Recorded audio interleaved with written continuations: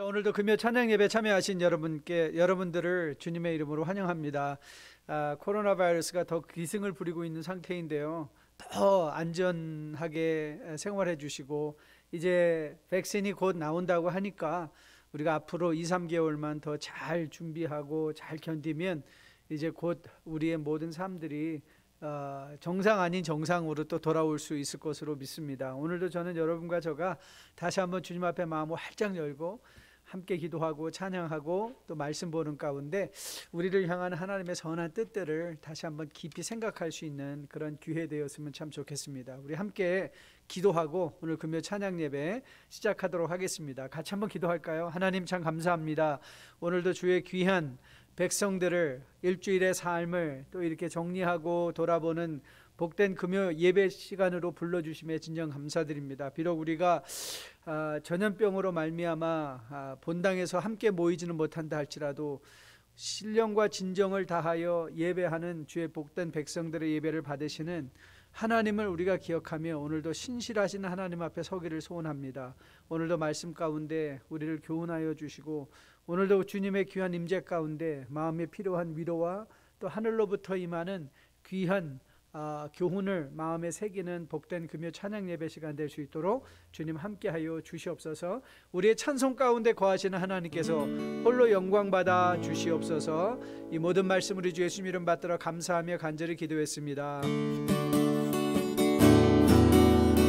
오라 우리가 여호와의 산에 올라 하나님의 전에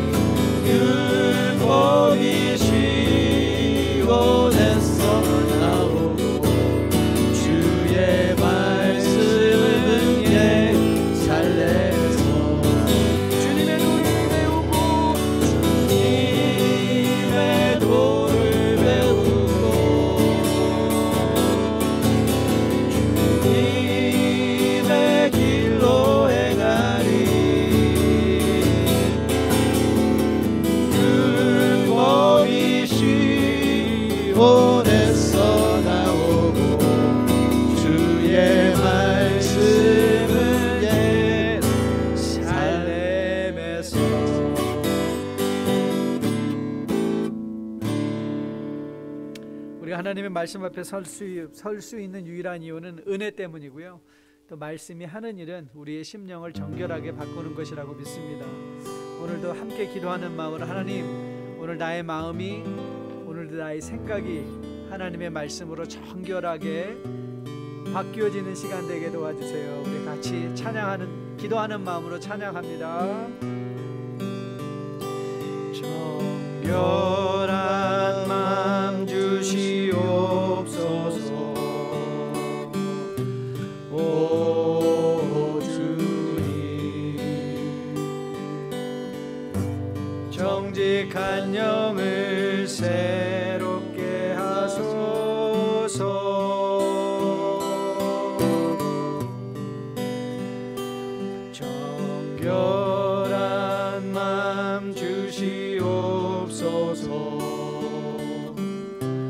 오 주님 정결한 영을 새롭게 하소서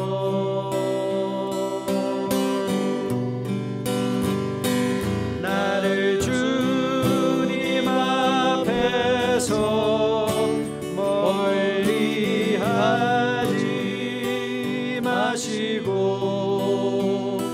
주의 성령을 거두지 마옵소서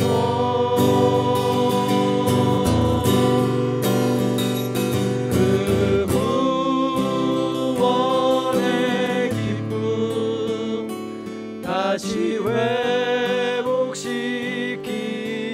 회복시키시고 변치 않는 맘 내 안에 주소서 정결한 맘 주시옵소서 정결한 맘 주시옵소서 오 주님 정직한 영을 새롭게 하소서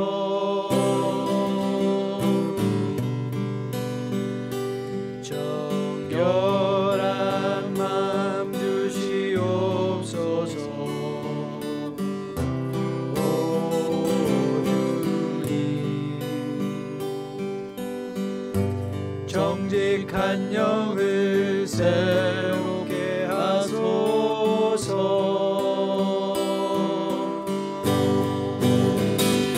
나를 주님 앞에서 멀리 하지 마시고 주의 성령을 거두지 마옵소서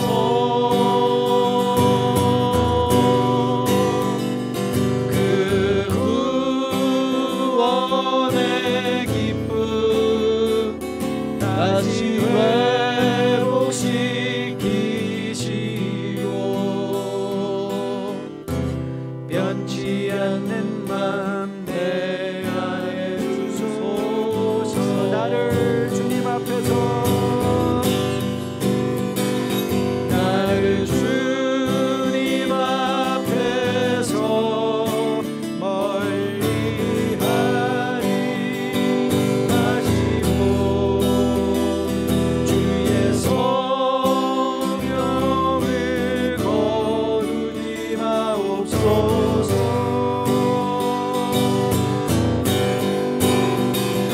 그 구원의 기쁨 다시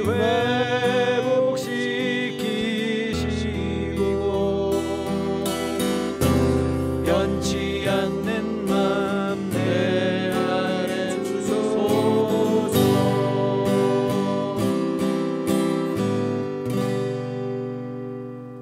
아버지 참으로 오늘도 주님 앞에 변치 않는 마음 우리에게 주시기를 간구하고 소원하며 말씀 앞에 섭니다.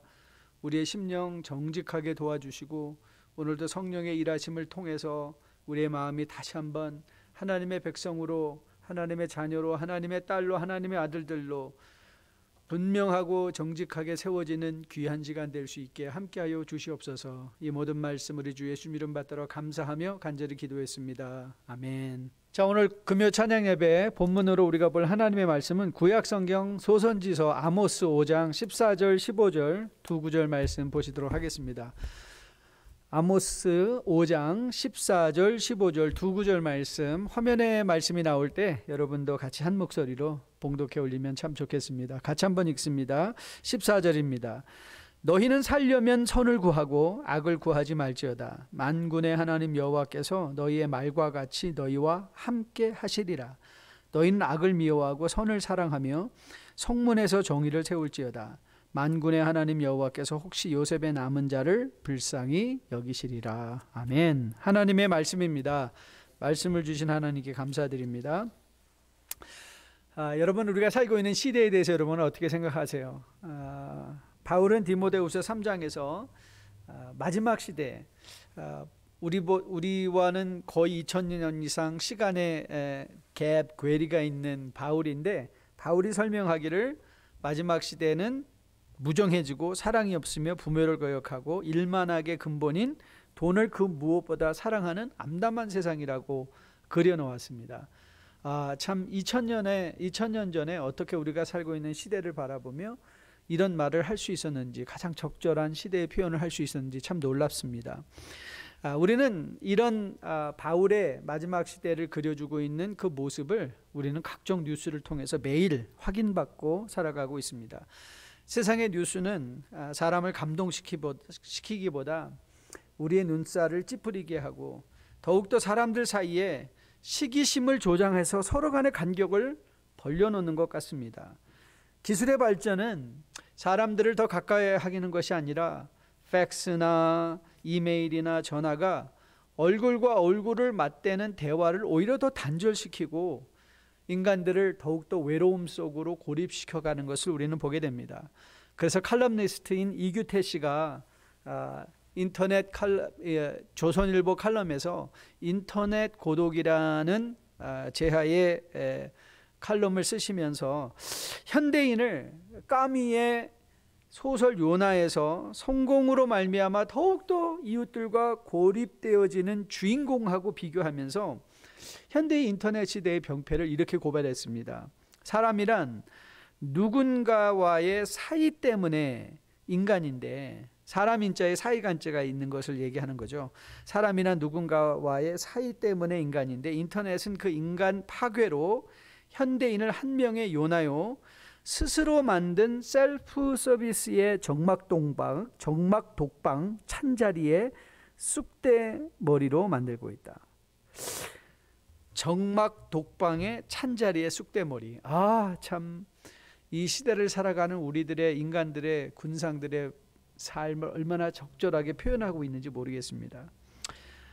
사람들은 행복해 보이는 것 같지만 또 각종 소셜 네트워크 매체를 통해서 행복한 이야기만 하고 싶어 하는 것 같지만, 이 시대는 부익부의 빈익빈 시대로 말미암아 사람들 간의 물질적인 소유의 괴리로 넓어지고, 인터넷을 통해서 가까워진 것 같은데 오히려 더 인간의 관계 사이는 더 멀어져 버린 그런 시대 속에 우리가 만들어 놓은 셀프 서비스의 정막 독방, 정막하게 홀로 한 방에 갇혀 있는 찬자리의 쑥대머리로 되어져 가고 있는 것입니다. 그래서 겉으로는 말하지 않아도 사실 사람들은 이 시대의 대안을 바라보고 있는 중에 있죠. 시대의 대안을 소원하고 있습니다. 요즘 사람들은 어떤 책을 읽는가? 저는 가끔 교보문고나 예스24 인터넷 문고들의 베스트를 100권 정도를 이렇게 쭉 훑어보고는 합니다. 그 중에서 정말 읽을 만한 가치가 있는 책이다 생각하는 것들을 골라서 읽고 있기는 하는데요. 제가 최근에 교보문고의 베스트 20권 20위를 쓱 돌아봤더니 거의 대부분 셀프 헬프, 어떻게 부자 되는가 이런 종류의 책들이 굉장히 많았고요. 요즘 또 인문학의 열풍이 불고 있으니까 인문학에 관련된 책들이 많이 있었는데, 그중에 사람들의 마음을 다루어주는 책, 사람들의 마음을 다루어주는 책들을 이렇게 찾아보니까 2권 있더라고요. 근데 그 2권도 유시와라는 약간 뉴에이지틱한 분이 계시거든요. 그분이 쓴 마음 챙김의 시들, 그리고 두 번째는 이스라라는 어떤 자매님이 작가가 쓴 부지런한 사랑. 이 2권만이 마음을 다뤄주고 있는데, 여러분 한국교회 기독교의 영향력에서 대해서 물론 지금 쇠퇴하고 있지만 그래도 20% 이상의 국민이 기독교인이고, 그럼에도 불구하고 기독교와 관련된 책은 신상 100권 안에 안 들어가 있더라고요. 베스트 100권 안에. 저는 이것이 무엇을 말하고 있는가? 그것은 사실 이 시대에 적절한 대안을 줄 수 있는 유일한 종교가 이 시대를 살리시고자 하시는 하나님의 백성들일진데, 기독교가 제대로 영향을 미치고 있지 못하다는 사실을 깨닫게 됐습니다. 오늘 크리스천 베이직스 8번째 시간에 저는 그래서 제목을 사회 정의로 이제 잡아보았습니다. 오늘로 크리스천 베이직스를 8번의 시간으로 마치고 이제 다음 주부터는 Stress and Faith, 스트레스와 믿음에 관련된 주제의 공부를 계속해서 금요일 날 약 한 7주에 걸쳐서 해보려고 합니다. 우리 시대가 굉장히 스트레스로 가득 찬 시대인데 이 시대 가운데 어떻게 우리는 우리 마음을 지킬 수 있을 것인가. 자, 오늘은 이런 정말 인터넷으로 말미암아 아니면 부수어진 사회 정의, 부수어진 사회 정의로 말미암아 빈익빈 부익부의 큰 괴리 속에 적막 독방에 찬자리에 쑥대머리로 홀로 앉아 세상을 향하여 대안을 보고 있는 이 시대에 여러분과 저 기독교인 교회는 어떻게 사회 정의를 회복할 것인가에 대해서 마지막 시대를 향한 그리스도인의 책임에 관해서 한번 우리가 살펴보려고 합니다. 오늘 우리가 본문으로 잡은 말씀은 아모스 말씀입니다. 아모스가 여러분들이 구약의 역사를 쭉 살펴보시면요, 아모스는 여로보암 2세 시대에 쓰여진 약 주전 8세기 정도인데요, 그때 놀랍게도 이스라엘은, 북왕국 이스라엘은 거의 솔로몬의 영토를 회복할 정도로 제2의 번성기를 누리고 있었습니다. 물질적으로 풍요하고, 어쩌면 시대적인 정황으로 본다면 물질적으로 풍요한 세대가 우리 세대 아닙니까? 물질적으로 풍요하고 모든 것이 풍성한 그런 시대였었는데, 그런 시대를 향하여 외치고 있는 것이 아모스의 말씀입니다. 왜 이런 말씀이 등장하게 됐는가? 자, 아모스서의 시대적 배경을 이렇게 설명하는 것을 제가 들어본 적이 있습니다. 한번 들어보실래요? 주전 8세기의 이스라엘은 상당한 물질적 풍요를 누리고 있었으며 적어도 외관상으로 다분히 종교적이었다. 부의 집적에 혈안이 되어 있는 부유층과 압제받는 가난한 계층 사이의 부의 불평등한 분배는 자연히 소외감을 일으키고 있었다. 겉으로 보기에는 경건한 듯 했지만 도덕적으로 부패해가고 있었던 그 시대에 하나님은 유다 드고와 출신의 목자며 뽕나무 제매자였던 한 평신도 선지자 아모스를 불러 세우셨다. 그는 정규적인 종교 교육을 받지 않았고 직위도 없는 선지자였지만 열방들과 하나님의 백성의 죄를 질타하고 있다. 전문적인 선지자가 아니었던 아모스를, 즉 어쩌면 여러분과 같은 평신도를 하나님은 부르셔서 그 시대에 대한, 시대를 꿰뚫어 보고 시대를 향한 대안적 말씀을 전한 것이 아모스서라는 것이죠. 제가 최근에 이 다보스 포럼과 관련돼서 글을 하나 읽은 적이 있는데, 이 비율, 세계 99%의 물질을 1%의 이 사람들이 소유하고 있다는, 전체 인구의 1%가 전체 부의 99%, 여러분 상상이 되십니까? 이 1%의 인구가 99%, 전체 인구가 가질 수 있는 99%의 부를 소유하고 있다는 것. 그리고 대부분의 미국에 살아가고 있는 여러분과 저라면 그 1%에 들어간다는 사실을 여러분 혹 알고 계셨나요? 이런 세계적인 부의 괴리 현상, 물질적으로 풍성한 것 같지만 그 안에서 불평등으로, 종교적으로 사람들이 철학적인 것 같고 인문학이 발전하는 것 같고 사람들은 더욱더 사람의 인성에 대해서 생각하고 있는 것 같음에도 불구하고 점점 더 파괴되어져 가는 사회정의, 이런 시대에 하나님은 아모스를 부르셨다. 저는 그 자체가 메시지가 된다고 생각해요. 즉 다시 말하면 하나님은 이 시대의 그리스도인들을 오늘의 아모스로 부르시고 계시다는 것이죠. 오늘의 아모스로, 여러분의 직장에, 여러분이 몸담고 살아가는 이 시대 속에 오늘의 아모스는 누구냐? 바로 우리 모두가 시대를 향하여 사회 정의를 외칠 수 있는 바로 그 하나님이 선지자로 세워주셨다는 사실을 저는 여러분과 저가 마음속에 꼭 기억할 수 있게 되기를 주님의 이름으로 축복드립니다.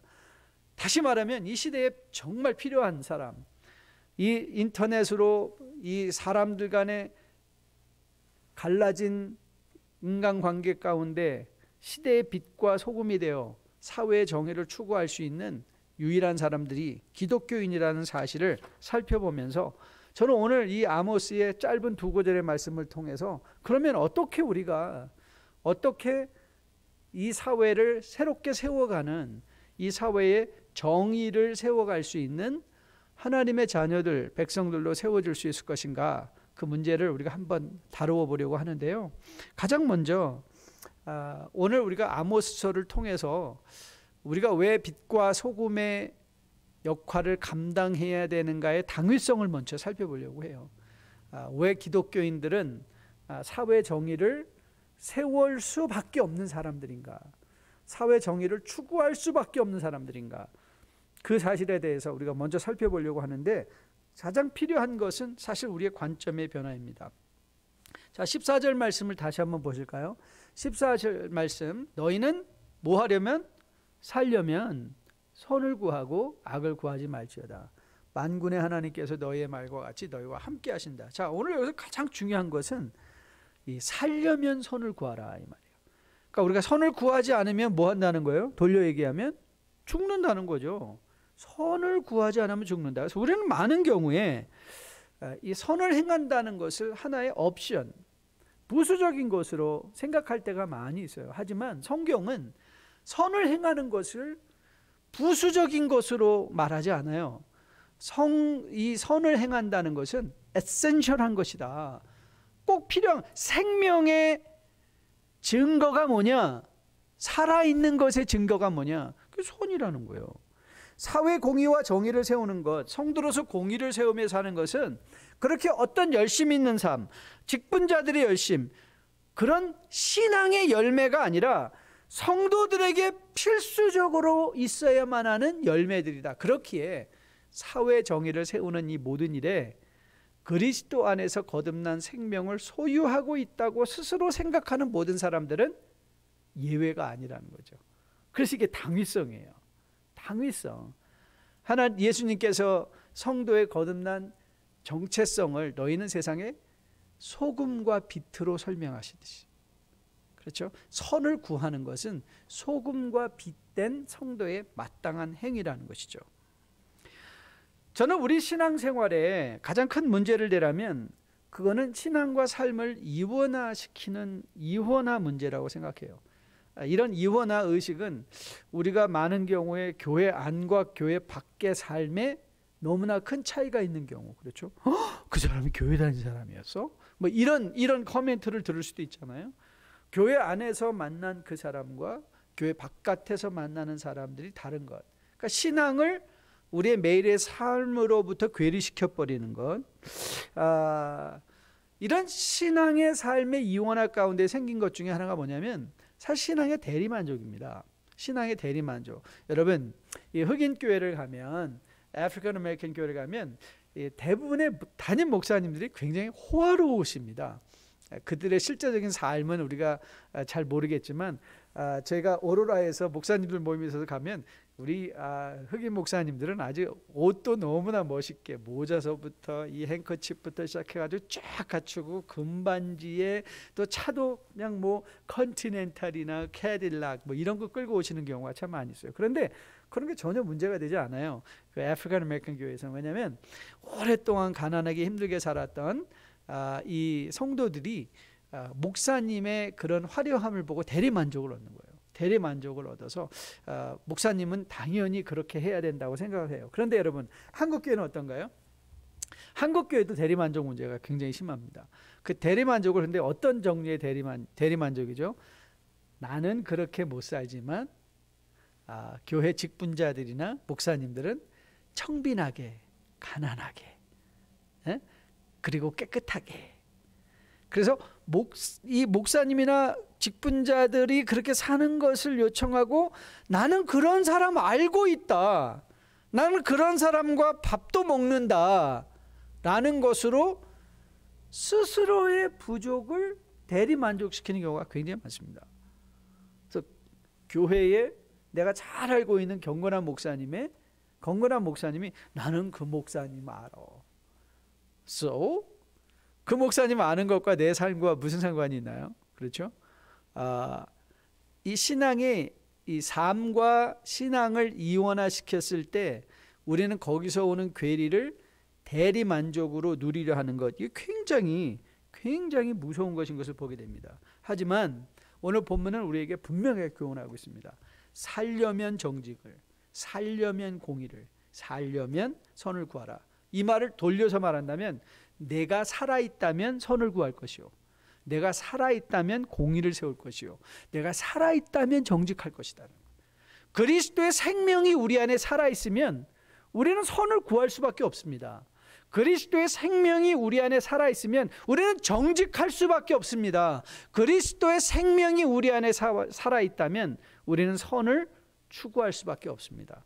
저는 오늘 여러분과 저가 이 말씀에 대한 분명한 성도의 정체성에 대한 분명한 당위성을 다시 한번 확인받는 여러분과 저 되기를 주님의 이름으로 축복드립니다. 사회 정의를 세우는, 사회의 빛과 소금이 되는 성도의 역할은 그렇게 부수적인 것, 열심히 있는 어떤 소수의 선교지에 나가 있는 선교사님, 목회 현장에 있는 목사들, 아니면 교회 직분자들, 이런 분들에게만 부여되어지는 책임이 아니라 그리스도의 생명으로 새란한 모든 성도들에게 부여된 생명의 능력임을 다시 한번 깨닫고, 오늘도 우리가 살려면 공의를, 살려면 정직을, 살려면 선을 구하라는 이 아모스의 말씀을 마음에 다시 한번 새기며 그리스도 안에서 살아있기에, 그리스도 안에서 생명으로 풍성하게 살아났기에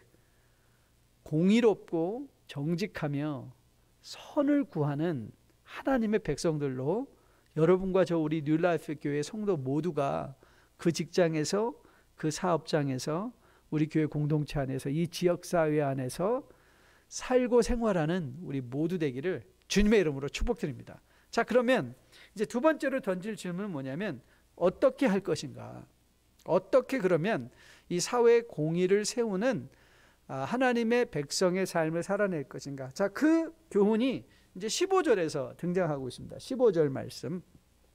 자, 15절 말씀 한번 다시 볼까요? 너희는 악을 미워하고 선을 사랑하며 성문에서 정의를 세울. 자, 이게 굉장히 중요한데요. 악을 미워한다, 선을 사랑한다는 것은, 악을 미워하는 것은 곧 선을 사랑한다는 것의 병행적 표현인 거예요. 내가 악을 미워한다는 것은 무슨 뜻입니까? 그건 선을 사랑하는 것입니다, 이 말이에요. 그러니까 우리 선을 사랑하면 당연히 뭘 하게 돼요? 악을 미워하게 된다는 것이죠.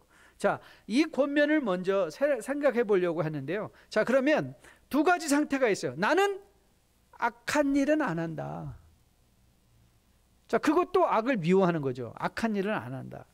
저는 그것을 믿음의 최소주의적 표현이라고 생각하고 싶어요. 나는 그래도 죄는 안 져. 그런데 성경은 단순히 죄를 안 짓는 것만으로 만족하는 것이 아니라 뭐까지 나가라는 거예요? 선을 행하는 것, 선을 사랑하는 것으로 나가라는 거예요. 그러니까 신앙의 최소, 나는 그래도 최소한의 의문을 하고 있어. 난 최소한의 11조 뭐 주정 감사헌금은 드려. 난 최소한으로 교회는 다녀. 여러분, 이 주님의 비유 중에 공간복음에 공통적으로 마태복음 19장이나 마가복음 10장이나 누가복음 18장에 등장하는 이 젊은 부자 청년에 관한 말씀을 여러분은 기억하실 거예요. 젊은 부자 청년이 내가 뭘 하여 어떻게 해야 영생을 얻을 수 있을까라고 물어보셨을 때, 야, 뭐 나한테 묻냐? 너 그거 가서 하나님이 말씀하신 것 율법 잘 지켜라. 그랬더니 그 율법은 제가 잘 다 지켰습니다. 그랬더니 주님 뭐라 말씀하셨죠? 너에게 오히려 한 가지 부족한 것이 있으니, 그 부족한 게 뭐 있었네? 내가 가진 것을 다 팔아 가난한 자에게 주고 나를 따르라. 그래서 그 청년이 근심해서 떠나갔다고 말하고 있잖아요. 자, 여러분, 이 청년은요, 그래도 마음속에 그런 안심이, 나는 그래도 최소한 내가 해야 될 모든 일을 한다. 그런데 예수님은 그 부자 청년을 향해서 우리의 믿음 생활은 최소의 규범을 지키는 것에 만족이 아니라 할 수 있는 최대의 선한 일로 하는 것이다. 여러분, 우리 한번 생각해 보면 나는 최소한도 이거는 해. 아니라 그거는 기본이고 거기에 더 나아가서 주님이 요구하시는 것이 무엇인가? 즉 다시 말하면 내가 거짓말하지 않는 것으로 만족하는 것이 아니라 찬양의 소리가 우리의 입에 채워져 있는 거죠. 감사가 채워져 있고 칭찬이 채워져 있고 나는 남 험담 안 해 정도가 아니라 험담 안 하는 것이라 칭찬하고 격려하고 긍정적인 말을 해줄 수 있는 것. 그게 참된 믿음이라는 거예요. 이게 거창하게 우리가 이 젊은 청년의 부자 다 팔아 이런 차원이 거기까지 갈 수 있습니다. 그렇지만 그거는 과정을 필요로 한다고 생각해요. 과정을 필요로 한다고 생각하는데 우리가 시도할 수 있는 것, 나는 그래 나 욕 안 해, 나는 불평 안 해, 나는 원망 안 해. 그런데 찬양도 안 한다면, 그런데 감사도 안 한다면 그건 부족한 거라는 거예요. 악을 미워하는 것, 선을 사랑하는 것 같이 가는 거죠. 신앙의 최소적인 규범을 지키는 것, 그러나 거기에 더 나아가서 우리의 사랑을 적극적으로 표현하는 이 적극적인 신앙생활, 적극적인 하나님의 말씀에 순종하는 신앙생활. 저는 여러분과 저가 이런 적극적인 신앙생활을 감당할 수 있게 되기를 주님의 이름으로 축복드립니다. 웨슬리의 전기를 읽다 보면 그런 문구가 등장해요. 웨슬리가 이제 처음으로 목사님이 돼서 이제 목사님의 사례를 받으면서 제가 정확하게 액수가 기억이 나지 않는데 한 달에 1년에 그 사례가 뭐 32파운드였다고 그때 하면 Don't quote on me on this. 제가 그냥 지난번에 읽었던 그 기억이 있어서 나누는데요. 사례가 32파운드였는데 이런 예예요. 그가 처음에 32파운드의 사례를 연봉을 받으셨는데 나중에 웨슬리 목사님이 굉장히 유명해지고 또 저작권 수입료만 해도 몇천 파운드를 받는 그런 자리까지 나가게 됐다는 거예요. 그런데 웨슬리 목사님은 자기가 30파운드로 사는 것을 배웠기 때문에 거기에서 계속 머물러서 남을 도울 수 있는 여유가 생겼다고 생각을 한 거예요.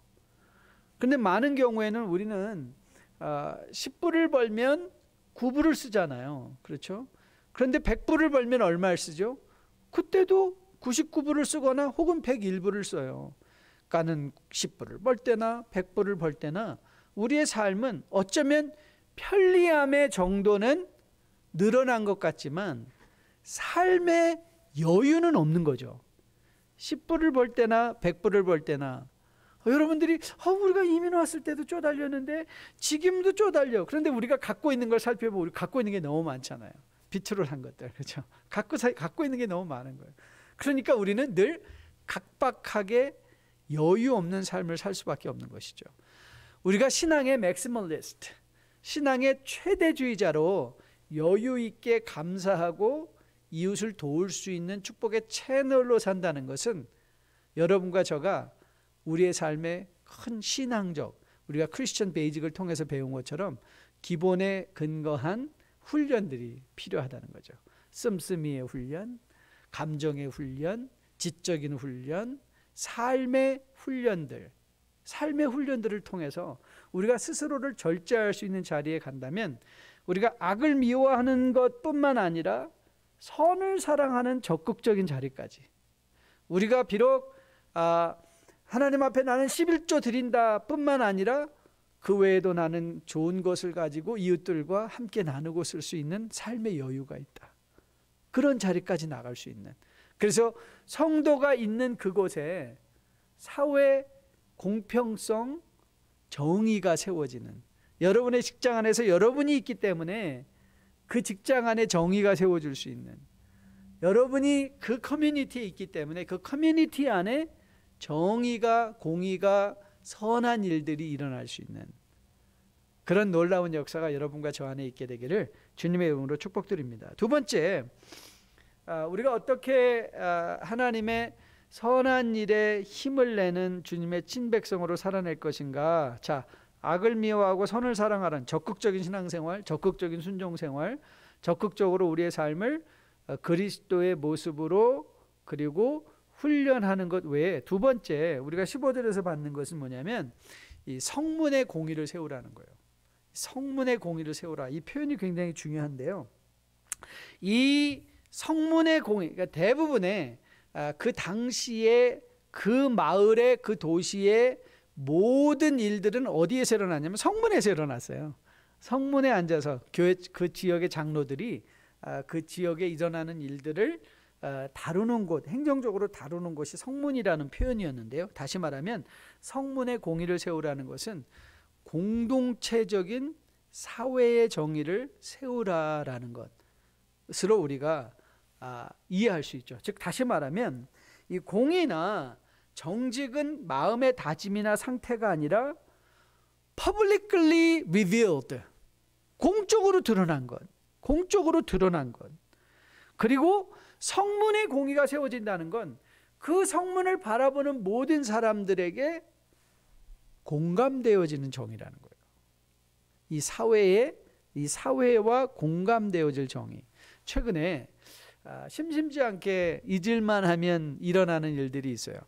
최근에 한국 일간지에 신의 계시를 받았다고, 하나님의 계시였어요. 이건 하나님의 계시라고 하면서 기독교인이 사찰을 방화한 사건이 일어났었어요. 여러분도 혹시 신문을 통해서 읽어보신 분들이 있을지도 모르겠어요.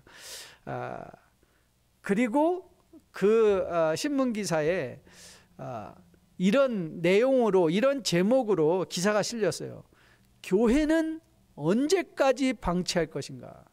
이 절에서 내놓은 신문이었었어요. 언제까지 절 방화하는 것, 와가지고 불상 머리 잘라버리는 건 그것이 사회 공의라고 말할 수 있는가?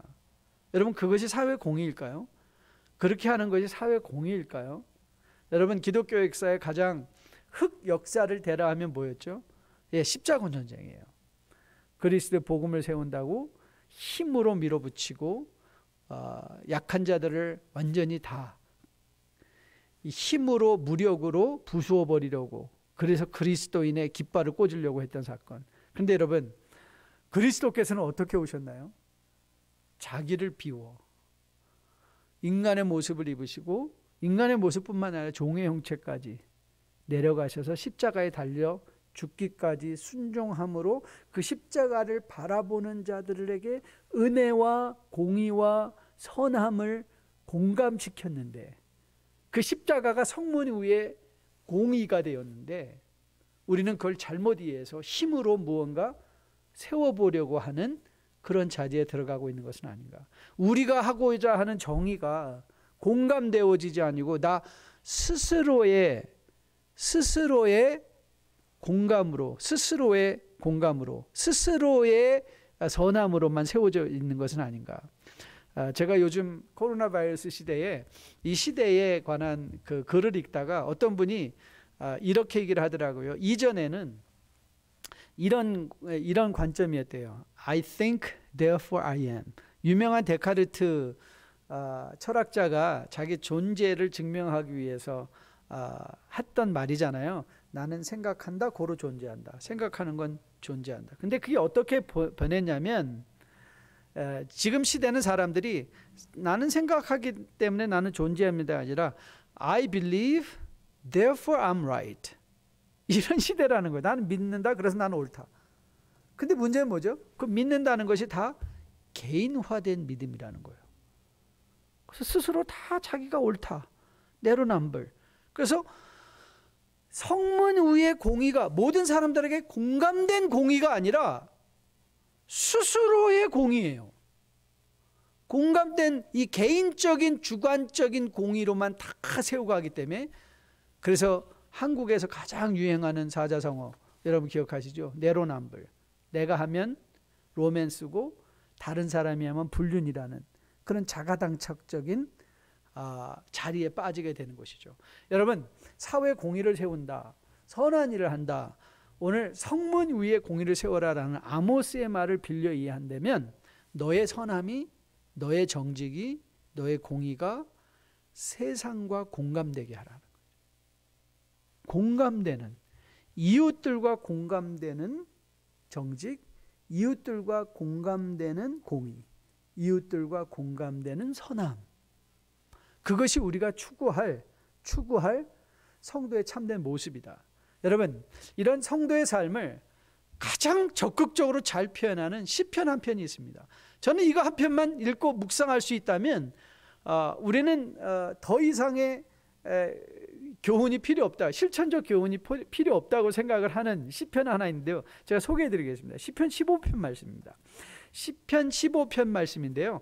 여러분 스크린에 말씀이 이제 뜰 텐데 같이 한번 읽었으면 참 좋겠어요. 같이 한번 읽어볼까요? 시편 15편 1절 말씀입니다.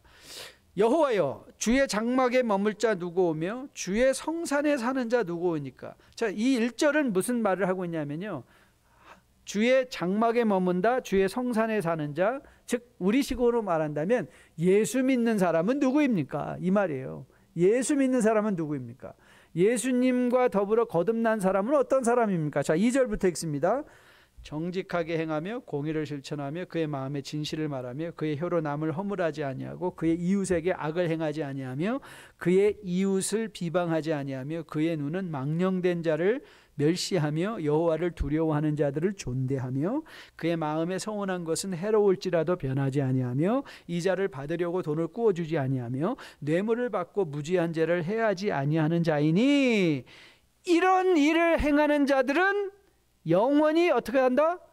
흔들리지 않는다. 영원히 흔들리지 않는다. 여러분, 더 자세한 설명이 필요한 거예요. 주의 장막, 주의 성산에 거하는 자, 구원받은 자는 누구? 예수 믿는 자는 누구입니까? 1절을 이렇게 바꿔야 돼요. 예수 믿는 자는 누구입니까? 예수 믿는 자는 정직하게 행하고 공의를 실천하며 그의 마음에 진실을 말하며 그의 혀로 남을 허물하지 않고, 쭉 읽으면 돼요. 그게 예수 믿는 자라는 거예요. 이런 일을 행하는 자들은 영원히 흔들리지 않는다. 이런 일을 행할 때 성문 위에 그리스도 십자가의 공의가 세워진다는 거예요. 그리스도 십자가의 공의가 세워지는 것. 전 여러분과 저가 다시 한번 이 성문 위에 공의를 세우는 우리의 나름대로의 공의, 나름대로의 선함, 나름대로의 정직이 아닌 이웃들과 공감되어진 정의, 이웃들과 공감되어진 정직, 이웃들과 공감되어진 선함으로 우리가 거기 있기에, 우리가 그 직장에 있기에, 우리가 그 사업체를 운영하기에, 우리 교회가 여기 있기에 이 지역 위에, 이 지역의 성문 위에 십자가의 공의가 세워줄 수 있게 되기를 주님의 이름으로 축복드립니다. 여러분, 살려면 정직하라, 살려면 공의를 행하라, 살려면 선을 행하라. 이 말은 살아있다면 공의를 구하라, 살아있다면 정직하라, 살아있다면 선을 행하라는 말과 동일한 것입니다. 여러분과 저는 이제 그리스도 안에서 새로운 생명으로 거듭나 세워진 주의 백성들입니다. 그렇기에 이 공의와 사회를 살리고 정말 정막 독방이 아닌 함께하는 세상으로서의 아름다운 회복을 추구하기 위해서는 이제 우리가 그리스도의 백성으로 성문 위에 공의를 세우는 삶을 살아야 됩니다. 여러분, 코로나 바이러스가 우리에게 가져온 건 단절입니다. 지금 많은 주가 다시 스테이 홈, 이제 모든 사회를 셧다운하는 그런 또 방침으로 나갈 가능성이 굉장히 많아지고 있습니다. 우리도 계속 분리되어 있습니다. 그런데 여러분, 이 가운데서라도 따뜻한 말, 서로를 격려하는 말, 따뜻한 음식이라도 서로 함께, 비록 함께 하지는 못해도 나누어 쓰고 주고받을 수 있는 그런 자리에 우리가 세워질 수 있게 되기를 주님의 이름으로 축복드립니다. 최근에 저희 교회 안수 집사님들 사역 때문에 땡스 레터를 하나 받았어요. 감사 편지를 에로헤드 초등학교에서 보내왔더라고요. 우리 안수 집사님들이 이 어려운 이 시대에 또 밥 못 먹는 혹시 아이들이 있지 않을까라고 생각해서 캔 푸드나 이런 것들을 우리 1차 여러분들 동참해 주신 거 기억하시죠? 그 외에 또 한 번 학교 측의 요청으로 전체 교회까지는 나가지 않고 안수 집사님들 사이에서 기금을 모금해서 필요한 음식들을 학교에 전해 주었더니 학교에서 그 땡스 라더가 왔더라고요. 저는 이것이 바로 성문 위에 공의를 세우는 교회의 역할이라고 저는 믿습니다. 앞으로 이런 일들이 우리 가운데 참 많이 일어났으면 좋겠어요. 그래서 세상 사람들이 십자가 위에 세워진 공의를 보고 하나님은 살아계시구나, 하나님은 지금도 일하시는구나, 이런 고백을 세상으로부터 얻어낼 수 있는 저를 불사르기 때문에 사회 공의가 세워지는 것이 아닙니다. 우리가 그리스도의 합당한 형상을 본받아 주님의 섬김의 모습으로 이 땅에 살아내고자 할 때 거기에 진정한 사회의 공의는 세워질 것입니다. 그런 일에 여러분과 저 우리 모두가 아름답게 쓰임받을 수 있게 되기를 주님의 이름으로 축복드립니다. 우리 함께 기도하는 마음으로 마지막 찬양 했으면 좋겠습니다. 결과적으로 우리가 보았더니 우리가 세상의 공의를 행한다는 건 우리가 그리스도 안에서 살아있으면, 그리스도의 생명이 우리 안에서 역사하고 있다면 이건 부수적인 것이 아니라 생명의 특징으로 나타나는 당연한 일인 것을 다시 한번 깨닫습니다. 결국 우리가 추구할 것, 사회의 공의를 세우게 도와주세요. 데모하는 것보다 아버지, 내 안에 아버지의 마음이 있게 도와주시고 아버지가 바라보고 있는 그 땅을 나도 보게 도와주세요. 그때 진정한 아버지의 마음으로 세상을 바라볼 때 이 세상의 공의는 반드시 세워질 것으로 믿습니다. 아버지가 슬퍼하는 일을 우리도 슬퍼하고 하나님께서 즐거워하신 일을 우리도 즐거워하고 하나님의 눈길을 향하신 곳에 우리의 눈길도 행할 수 있다면 사회의 공의가 세워지겠죠. 우리 함께 기도하는 마음으로 찬양하도록 하겠습니다. 아버지, 당신의 마음이 있는 곳에 나의 마음이 있기를 원해요. 아버지, 당신의 눈물이 고인 곳에 나의 눈물이 고이길 원해요. 아버지, 당신이 바라보는 영혼에게 나의 눈물이 향하길 원해요. 아버지, 당신이 울고 있는 어두운 땅에 나의 두 발이 향하길 원해요. 나의 마음이 아버지의 마음 알아.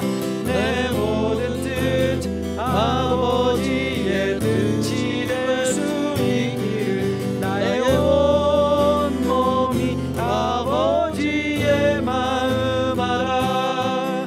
내 모든 삶 당신의 삶 되기를. 아버지, 당신의 마음이 있는 곳에 나의 마음이 있기를 원해요. 아버지, 당신의 눈물이 고인 곳에 나의 눈물이 고이길 원해요. 아버지, 당신이 바라보는 영혼에게 나의 두 눈이 향하길 원해요. 아버지, 당신이 울고 있는 어두운 땅에 나의 두 발이 향하길 원해요. 나의 마음이 아버지의 마음 알아. 내 모든 뜻 아버지의 뜻이 될 수 있기를 나의 온 몸이 아버지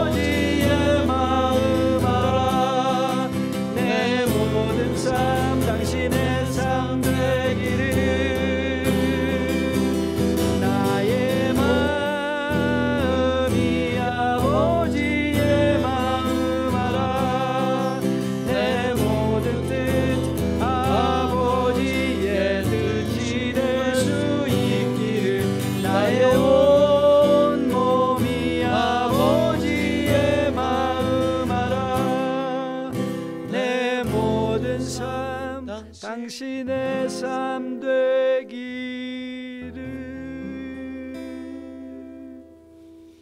아버지, 우리가 어찌 감히 우리의 모든 삶이 아버지의 삶 될 수 있게 해달라고 기도할 수 있겠습니까?